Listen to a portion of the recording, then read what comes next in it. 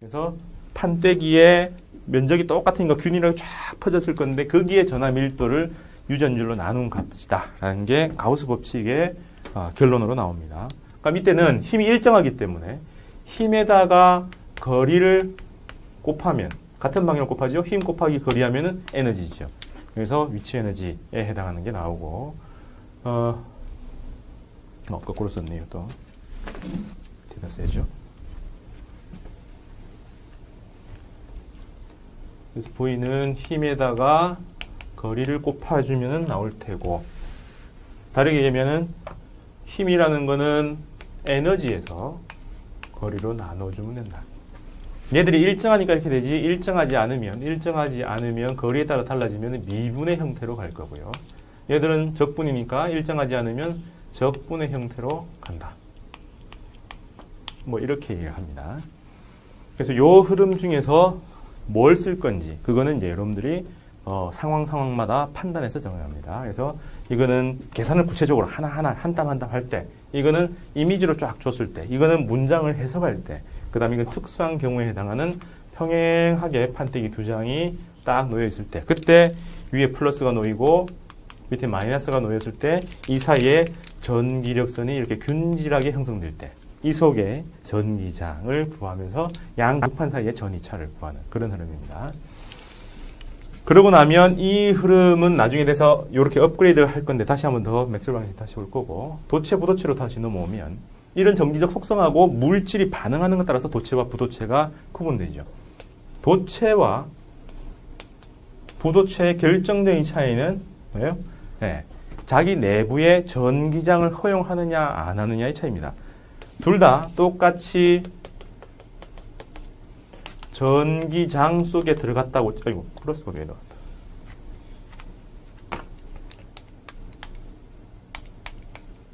이렇게 두고, 전기력선이 이렇게 뭐, 균질하지 않아도 상관없겠죠. 적당히 지나간다고 치자.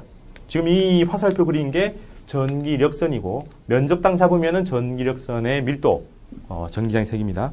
이럴 때, 여기다 도체를 갖다 놓고, 여기다 부도체를 갖다 놓으면, 도체는 이 속에 지나간 걸 무조건 없애버립니다. 없애서 안쪽에 자기 몸속에 전기장이 지나갈 수 없도록 외부에 다시 유도를 시키죠. 접촉하지 않은 상태에서 끌려가는 현상을 유도라고 하고, 플러스가 있으니까 마이너스가 그 앞에 끌려가고요. 그럼 여기 다시 전체적으로 중성이었는데 끌려갔으니까 안 끌려가고 남은 애들이 있었겠죠. 그게 플러스죠. 그래서 둘 다 더했을 때 처음에 전화량과 똑같게 그냥 있는 걸 갖다가 플러스 마이너스 갈라버린 겁니다. 그래서 화살표를 이렇게 떨어지게 만들면서 다시 출발하게 만들죠. 그래서 최종 결론은 도체 내부의 전기장의 세기가 전혀 없는 상황. 이게 핵심입니다. 어떨 때요? 정전기일 때입니다. 동전기, 전기장이 막 바뀌고 있고 전류가 막 흐를 때는 아니고, 그럴 때는 전하가 흐르도록 밀어주는 힘이 있어야 됩니다. 그게 아니고 배치가 다 끝나고 정적인 상태다라고 하면 도체에는 전기장을 절대적으로 허용하지 않습니다.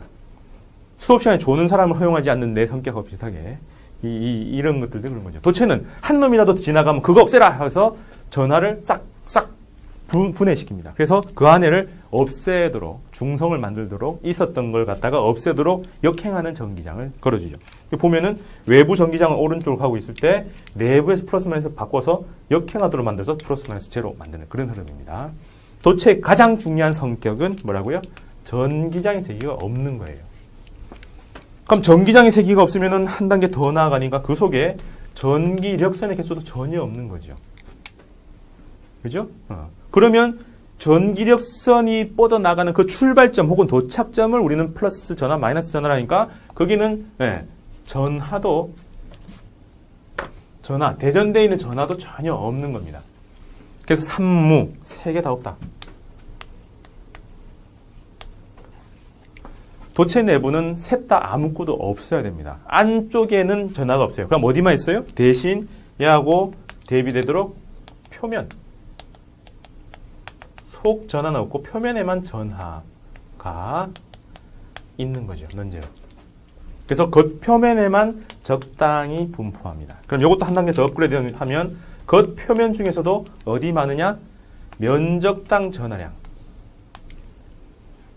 따지기 때문에 기본적으로 곡률 반절임이 작은 속의 면적당 표면 전하량, 전하 밀도가 점점 높아지겠죠. 그래서 곡률 반절임이 작다라는 게 뭐예요? 뾰족한 거죠. 그래서 뾰족한 곳에 전하의 양이 아니라 전하의 면적 밀도가 높다. 그죠? 그래서 뾰족한 데 많이 모인다. 그게 우리 속담에는 못한 놈이 정 맞는다. 그죠? 뾰족한 놈이 벼락을 맞을 수가 있다. 그런 얘기들을 같이 하는 겁니다. 그래서 이렇게 전개가 되고요. 그럼 이게 전혀 없는 상태니까 이 속에는 이동할 때 전기력의 영향을 안 받는다. 달리 말하면 전기적 위치 에너지의 변화가 없다라고 해서 모든 게 일정한 상태죠. 그래서 뭐라고요? 도체 내부는 무슨 상태? 등, 전위, 면, 도체의 모든 면은 등, 전위면이다. 그럼 여기서 또 하나 더 추론을 하면 등, 전위면에 수직으로 뭐가 나가요? 전기 역선은 도체 표면과 항상 수직 관계에 되죠. 이게 도체의 성격입니다. 이거 가지고 뭔가 얘기를 많이 하지만 기본적으로는 여기서부터 출발해서 나머지는 다 추론의 단계죠. 왜 이렇게 가요? Q파이 V가 정전기에서 가장 핵심이니까. 그럼 도체는 이랬는데 부도체는 어떻게 했느냐?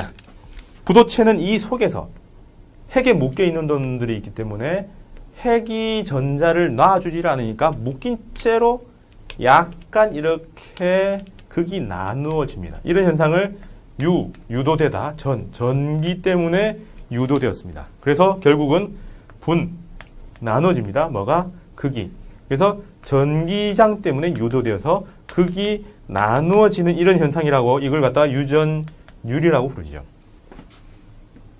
그런 정도를. 그럼 이런 정도를 유전율이라고 이러한 물체를 유전체라 불러요. 유전체라 부르고 그거는 부도체하고 똑같은 놈이다. 그럼 이 극이 나누어진 정도가 크면 클수록 역행하는 전기장이 도체만큼 사라질 만큼은 안 되지만은 조금은 더 강하게 생기겠죠. 그래서 이 유전율 정도를 입실론이라 하면 이게 커지면 커질수록 1차적으로 뭐가 생겨요? 전기장 중에서 유도된 전기장이 점점 커집니다. 그러면 외부에서 걸어주는 거에서 유도된 전기장을 뺀 게 뭔데요? 네. 내부 전기장이겠죠.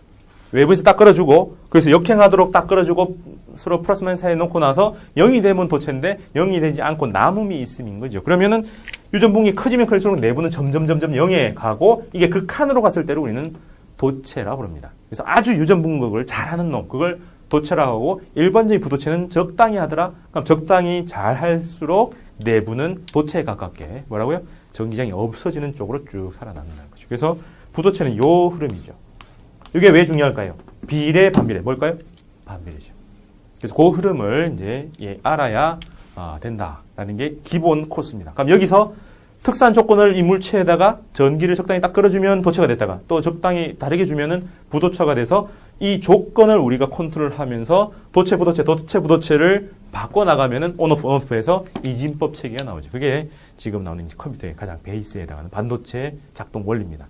그럼 그걸 바꾸기 위해서 MPPN 이런 것들을 막 붙여나가면서 이제 2극 혹은 3극으로 넘어가죠. 그게 최근에 수능에서 나오고 그게 MDP에서도 흐름이 넘어오기 시작했죠. 여튼 정전기에 대한 얘기는 여기까지가 다입니다.